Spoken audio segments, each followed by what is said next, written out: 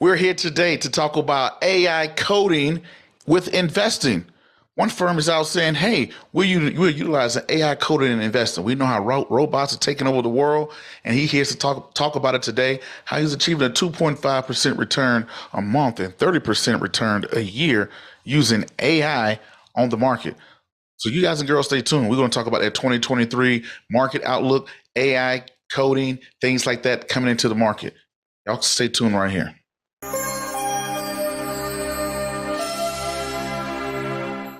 Once again, ladies and gentlemen, boys and girls and children of all ages, you are now tuned into the Investor Show. As always, this is your gracious host, the Prince of Investing, Prince Dice, coming to you guys and girls live all the way from the beautiful city and state of Denver, Colorado, via the lovely city and state of Honolulu, Hawaii. If you haven't done so already, please hit that like, subscribe, comment, and share button. And as always, I don't have a lot of time, and I definitely know you guys and girls don't have a lot of time, so we're going to jump straight into it. As you heard me say before, oh my God, I don't know why I'm tripping up today live, but as you heard me say before, and how you saw me say in the intro, 30% return on investment using AI automated trading. Now, we've heard of this, but how many of us have actually seen this? Then especially, we've seen all these try and tricky things come out on the market. We had a bad market last year in 2022, but that's why I'm here today with the CEO of Tadrus Capital, Mr. Mina Tadrus. He has a very extensive background, AUM, multi-millions of dollars. I'm going to let him explain that to you. He's down in Tampa Bay, Florida, and he's utilizing, and Tadrus Capital is utilizing AI trading to trade the market, and they're doing pretty well. So we got to look up under the hood here and see what Mina got going on there. Without further ado, let me introduce my guest, Mina Tadrus. How you doing today, sir? Pretty good. Prince, thank you so much for having me. First and foremost, obviously, cool name. So I think this is going to continue to serve you well, I'm sure. Definitely. So your name comes across my desk, Tadrus Capital, using automated AI trading to essentially beat the market. Because, last year, the S&P 500 suffered the worst year since the 2008 market crash. I think we ended the year somewhere between 20 to 30% down. I can't remember off the top of my head what it exactly ended at, but it wasn't a good year at all on the market. But here you are. You're saying that you use automated trading, right? You have an algorithm that you use for trading, and you are achieving 2.5% returns a month. How does this happen? Explain this to us. Yeah. So it's a lot of small moving parts, but I'll give you the gist of it. For the most part, the first and foremost thing that we do is we short the market, right? So we can't possibly achieve these returns if we don't short the market. For anyone who's not familiar with shorting the market, basically we're betting against the market. So when the market goes down, we make money. And this type of investing isn't just available for hedge funds. It's available for any retail investor, any retail trader. You can open your Robinhood app, your Webull app, TradeStation app, and simply start looking into inverse ETFs. We ourselves don't use inverse ETFs. We simply short the market in different manners using our algos. But as far as how that's accomplished, you have to be willing to short. You cannot be recession proof without shorting. Of course, the algo basically takes shorting and does it in intraday trades. But that's essentially our bread and butter, the ability to short where others aren't. So that's our biggest edge, I think. Okay, so how many years have you guys been at this? Since 2019. 2019, okay. First, it was a partnership, and then we incorporated in 2020, just to clarify. Okay, so for the last two years, essentially, we had a pretty beginning of the year of 2020 started off very bullish. It turned around and turned into a bear. 2021 was pretty bullish as well. 2022 was a bear. Do you think you achieved these returns betting against the market because we had a bad market last year? So we achieve comparable returns irrespective of market conditions. If markets are going up, as long as there's volatility, then we can still go along. And if markets go down, we just still make comparable returns, except we tend to stand out a little bit more. So as far as do we have an edge if markets are bullish or bearish, I don't really think so. We treat every asset as its own independent asset. So as long as there's volatility, as long as it's moving, then we're good to go. If it's ranging sideways, then that could be a little problematic. There's no movement. We're just going to stall for a little bit. But as long as there's a movement in any direction, whether bullish or bearish, we're good to go. Now, what is the difference between is it just only for the stock market, S&P 500? Can you utilize this AI technology for Forex, or could you use this for cryptocurrencies and those type of spaces? Is it good for any type of trading, option trading, whatever, or is it just done for mostly just the market? We can deploy it on any exchange or broker traded asset. The only thing is it behaves differently based on the volatility of the asset. So the parameters behind the algo will be different. So the stop loss will be different, the take profit will be different, but we trade on anything. And currently we do not run it on equities. We don't want to run it on equities because when we run it on equities, basically means we can only make money from 9:30 to 4 p.m. because that's where liquidity happens. But we actually trade it on almost everything else. Natural gas, oil, forex. For the most part, we focus on the major forex. The indexes, love the indexes. Basically, equities exposure, except around the clock, and of course, crypto. And for the most part, we've been shorting crypto. So it's as long as there's an exchange traded asset or broker traded asset, we can run it on it. So it's very, very scalable. It's not designed for a specific asset or specific asset class. It's not dependent on news. It's purely mathematical. So it's very straightforward. Now, so that seems to be your edge, that you have this technology algorithm that you're able to trade the markets with. Now, is this algorithm, let's say, updated, or is it just push and go and just forget about it? Oh, so it's updated very frequently. I manually check the code for different bugs, different issues, different improvements. But as far as how it's deployed autonomously. So I check it, make sure there are no errors that pop up, and if there are errors, obviously I address it. But it does all the trades by itself, and it includes stop losses with the orders, and it includes take profits with the orders, which is also another edge that we have, but it's not a proprietary edge. Anyone can include stop losses, but people just don't for some reason, which is half the battle. Stop your losses, improve your risk management. That alone will put more money in your pocket, whether or not you have a better strategy. Okay. And for people out there who don't know what stop loss is, he's talking about when you put on a trade that you stop out, it pretty much sells the stock for you to minimize losses. So my thing is, now when you look at the invasion of the computer, right, you're seeing McDonald's go fully automated. You're seeing trucks go fully automated. All these things have been going automated. Let's say if your firm, you have, you're using AI coding, and let's somebody tunes in and says, hey, man, that's a good idea. And everybody mimics you, then it kind of becomes the battle of the machines. What does that happen when you're talking about scalability with AI in the markets? It's a great question, and it's a fear that a lot of people are having. And initially, I was wondering how will that affect us long term, because we've had an edge for some time, but what's going to happen 5-10 years from now?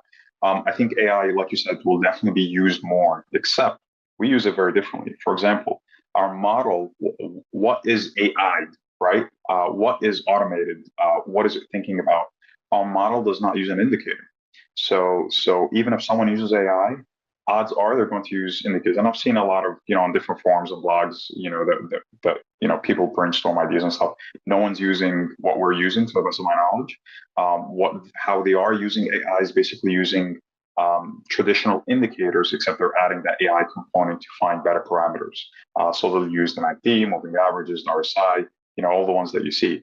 Whereas with us, we don't use those. So we still have the upper hand. Ours is purely mathematical. And the reason why we've elected not to do that is because indicators lag, right? So let's say you put the MACD or the RSI on the S&P 500 index, you'll see that the signal lags or frequently gives false signals because of times where volatility changes. And so it'll range a little bit and accidentally trigger something. So with us, we don't have to worry about that. So even if someone uses AI, I think we still have the upper hand And of course, when we offer investors 2.5% a month, it means that we're obviously making more than that. So even if someone has that competitive edge, we can compete comfortably. Now I'm going to answer this question. How do you think this will affect Wall Street? When you're looking at the whole industry itself, which is, hey, you have funds that raise funds, things like that. The whole industry itself that utilizes all these traders. You got traders across the world that's trading the market. Once you start to introduce the computer and AI, how do you think that will affect and impact the market? I think all the firms that don't use AI, I think they're simply going to die. It could take them 5 to 10 years. Now, of course, if you're a smart old firm, you should know that ultimately at one point you need to adapt or die, right? So those that are willing to adapt, I think, are going to do well to an extent at least.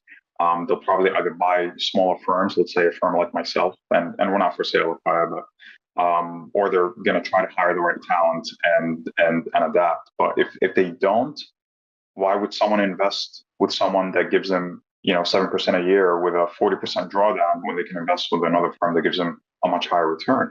So just these guys tend to be bigger, and so people look at them with respect. All my money's safe, but unless they adapt, they're gonna die in 10 years, I think.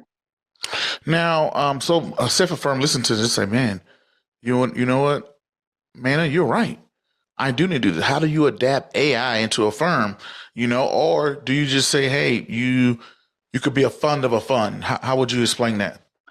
Yeah, so it's interesting that you bring that up. It's for 2023, our goal is to partner up with other institutions, and in doing so, I think there are several options. One option, for example, is if they give us their capital, and of course, we won't disclose who our investor is. If they do that, alternatively, we can license out our algo, which is something that we have been exploring or have started exploring.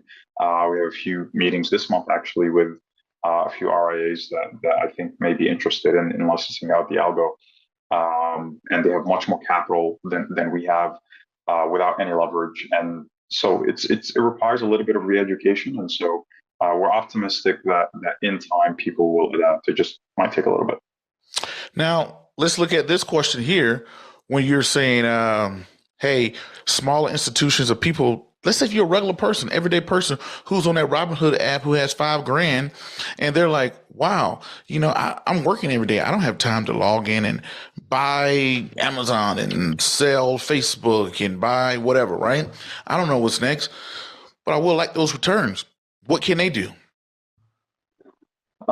So there are several options. Assuming, whenever someone asks me a question like this, I tend to want to ask, well, how much time do you have, right? So if you have if you have like 15 minutes in a day, I think that could be of value. If you don't have any time whatsoever, then there could be another solution that we're trying to come up with. So if you have just a little bit of time, you can easily learn how to code, learn how to trade using your algorithm, and you can simply start this off by tradingview.com. And if I'm not affiliated with them in any way whatsoever, I think a proper developer portal will quickly move well past tradingview.com. But that's how I got started, and then I tried to, of course, automate things a lot more. So we had to move quickly out of tradingview.com. But that's a recommendation as far as how to get started. But if someone, let's say, who wanted to invest with us, unfortunately, we couldn't take their capital. Our minimum investment is $250K. But we are trying to partner up with a few institutions, possibly a municipality, where we can onboard someone who's not an accredited investor. And we have some interesting ideas. So we'll see if they develop or not. But that is on our radar, and we are trying to do this. And we're not simply trying to make the rich rich. I want to make everyday people regular. Exactly. That's our objective, and it'll, I think, be very mutually beneficial. So it's something that we hope we can address this year. I got a question I want to ask you. So, well, you know what? Before we do that, we got to take a quick break. We're going to go on a quick break. And when we come back from this break, I'm going to talk about that process of someone who's maybe listening, who may be an accredited investor, who may be a registered investment advisor. Because if you have your Series 65, that qualifies you to be, RIAs and accredited investment advisor. So what is your onboarding process, all those things. Then we're going to dig a little bit deeper. We got to dig a little bit deeper how this thing works and how this comes out. But you guys and girls, y'all stay locked in here. We're going to take a break. I mean, a very quick break, and we'll be right back here on the Prince of Investment.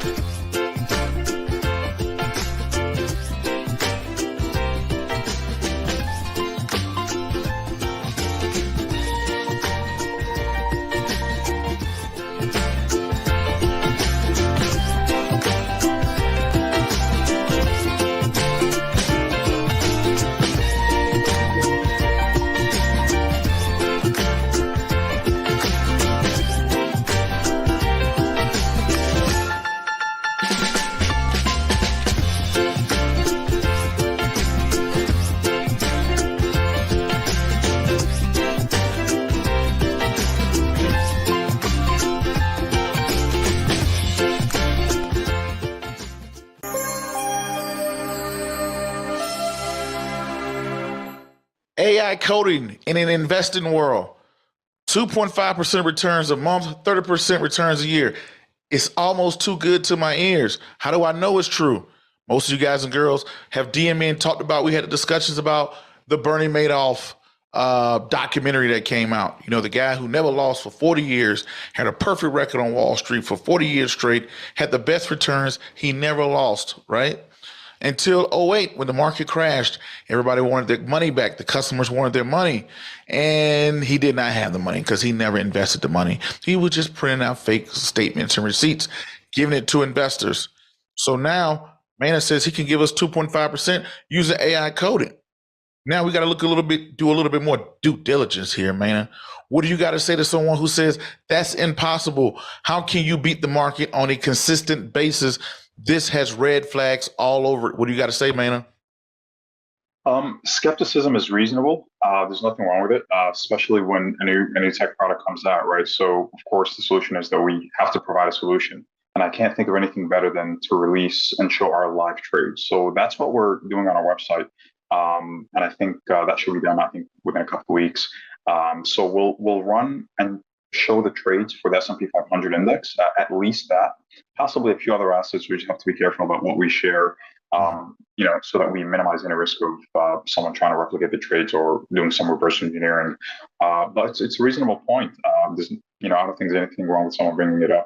Unfortunately, some bad actors are ruining it for innovative people like us, but it's fine. We're happy to address the challenge and come up with a solution for it. We have plenty of references that we can share. So if someone wants a reference, more than happy to share that with them, as long as, of course, the investors are okay with it.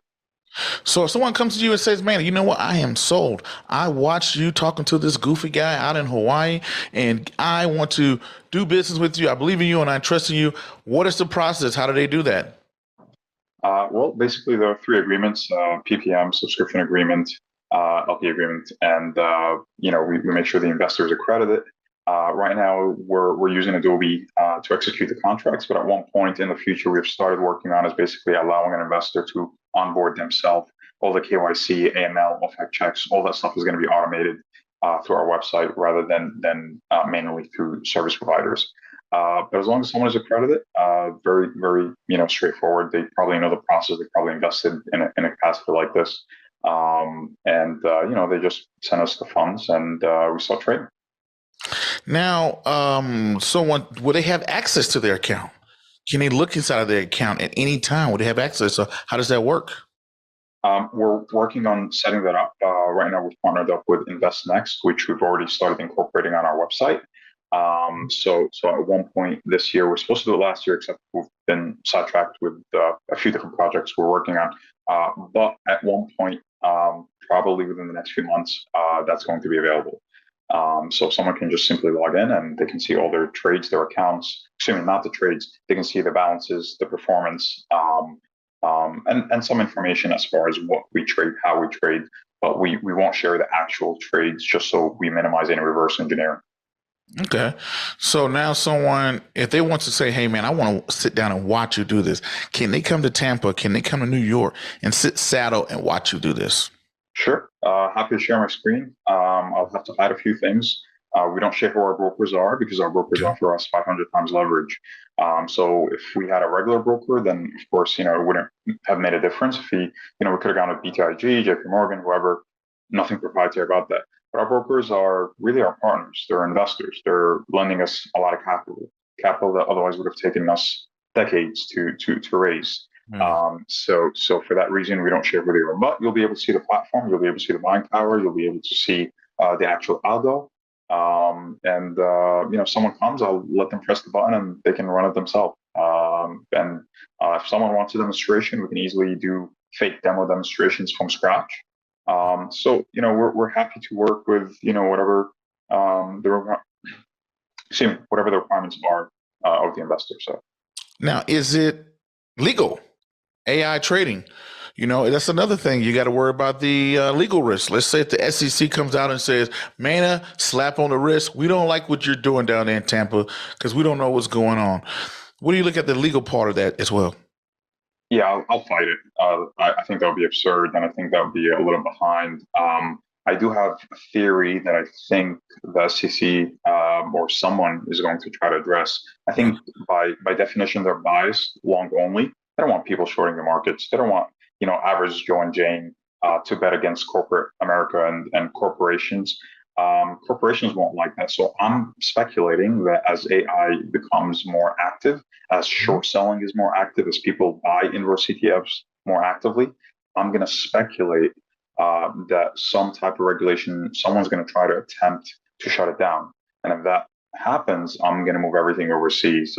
So completely. And then, we'll still be able to onboard investors. I think there are so many legal ways to do that. In other words, where there's a will, there's a way. But I do think it's an infringement on one's constitutional rights if someone prohibits it. Okay. Now, when you spoke about this outlook 2023. I know we spend so much time talking about AI and coding because I know people want to hear about that. 2023, what's going on with this market? 2022 is a big bear. What's your market outlook for 2023?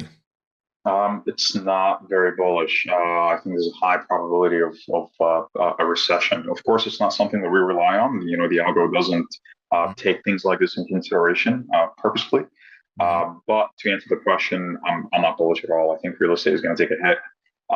If you follow the Tampa Bay index, it has started to go down, and I think the national index, of course, has gone down as well for real estate. So I think real estate is going to take a hit, and a recession will take in place. There are some labor shortages in place as well. There's a energy crisis out of Europe. So I think there are multiple factors that could affect recessions, not only in the U.S. but possibly globally. Anyone who's not shorting doesn't have to. They don't have to invest with us per se, but you can easily learn how to short yourself. You can easily start buying long inverse ETFs. So there are ways to make money just if someone really, really wants it. Okay. Now, what would you say to the average person who's tuning into this, listen to this, the millennial? Hey, I have a regular job. What would be your advice to them? What would you have to say to that regular person? Like, hey, I got a regular 9 to 5. I invest a little bit on the side. I tune in to different episodes and shows like this. What would be your advice? What would you do? Learn how to swing trade inverse ETFs. That's certainly possible. So you don't have to be constantly glued to the TV. You don't have to be constantly glued to your brokerage app. But you must, I can't overemphasize this, put a stop loss. Half of our battle is simply figuring out how to properly use a stop loss as opposed to properly having a strategy. The stop loss is a big, big, big game changer. You can't grow what you can't preserve. So learn how to swing trade inverse ETFs during these recessions. And also I would suggest checking out TradingView, learn how to use different algorithms and different codes. And if you just spend a little bit of time in the beginning, you won't have to spend a lot of time down the line, every day or every hour or anything like that. You can just take it, a few days at a time. Okay. Is there anything else you want to leave us with before we get out of here? don't be scared to have contrarian perspectives. If you do what everyone does, you're never going to grow. If you're willing to take a little bit of a risk and stand out, then that could be very fruitful. Okay. So when you look at the old school investor that says dollar cost average, buy a S&P 500 index fund and continue to go, what's your thought process with that? I strongly dislike mean reversion strategies because something can go down 5%. You think it's a great time to buy? Okay, well, what if it goes down 10%? What if it goes down 15%? What are you going to do?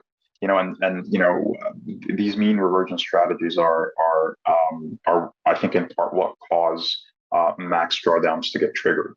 So I'm of the opinion that following the trend is the best way to go. The trend is your friend. So of course, therefore, the next question is how do you quantify the trend? It takes a little bit of practice, a little bit of algorithms, a little bit of indicators, but in time you can quantify the trend and with the help of stop losses. So, man, are you saying that we're probably going to have a recession in 2023? What do you have to say that, hey, man, 2022 was the start of the recession? We're already in a recession. What are you talking about, man? Do you think we're already in a recession or you think we're headed towards a recession? I think we're already in it, but I also think it may continue much worse. And it is to an extent a little bit speculative. I'm not a too big of a macro guy. So of course I could be wrong, and I'm more than happy to be wrong.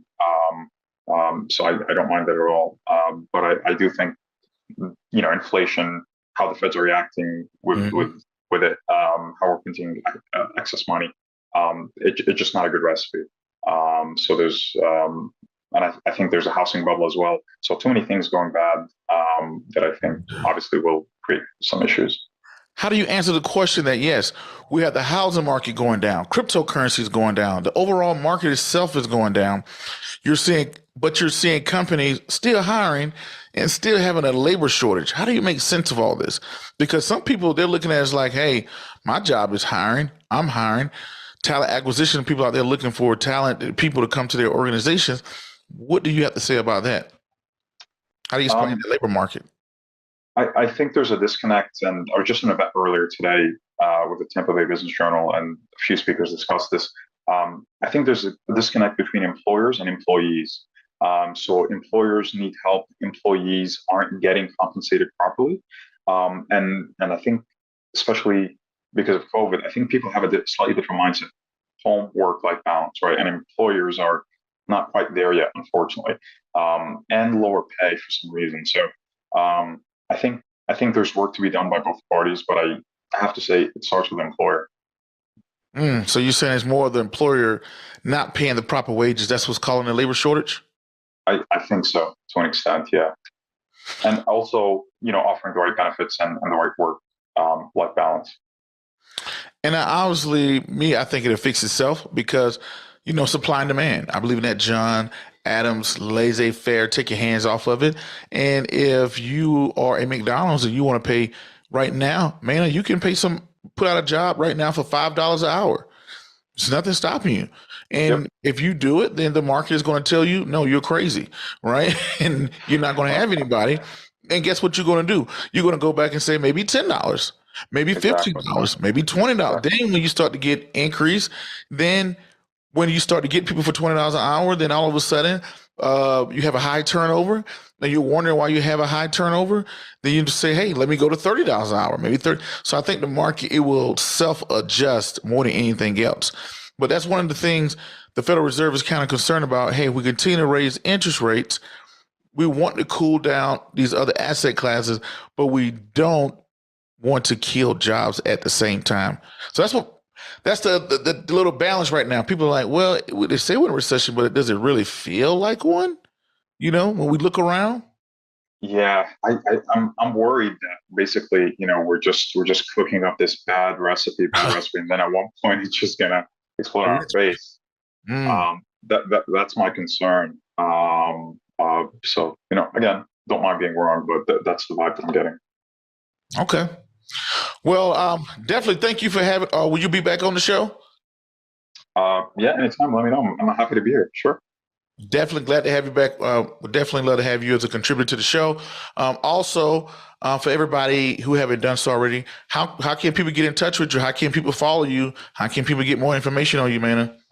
Yeah, well, you can follow us on Instagram, Tadrus Capital. You can follow us on LinkedIn. And if you add me, you can get access to my email. You can also check out our website. Definitely. Tadruscapital.com. Definitely, please feel free to check out our live trades. The trades will speak for themselves, and that's precisely why we're sharing the trades. And if you want to reach out, definitely send us an email on the website as well, contact@tadruscapital.com. All right, Mina, thank you for being on.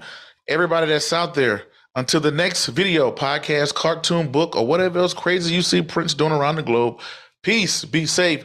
I'm out, and thank you.